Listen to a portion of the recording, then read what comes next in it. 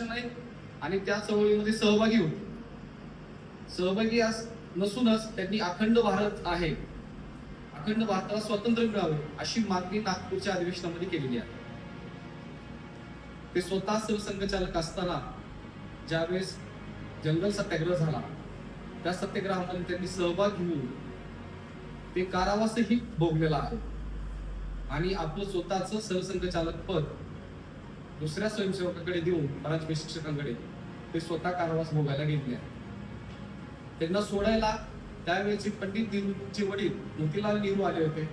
मोतीलाल नेहरूंनी त्यांना तिथून घेऊन पश्चिम बंगालच्या अधिवेशनाला गेले आणि पश्चिम बंगालच्या अधिवेशनामध्ये वेगवेगळ्या विषयांवरती चर्चा होऊन अखंड भारत या मागणीला आपण ब्रिटिशांपुढे ठेवू आणि ते पुढे चालू असा हा संघ 1940 पर्यंत विविध गोष्टीने लढत होता. संघ म्हणजे काय, संघाची सुरुवात कशी झाली, एखाद्या संस्थेची सुरुवात होत असताना वेगवेगळ्या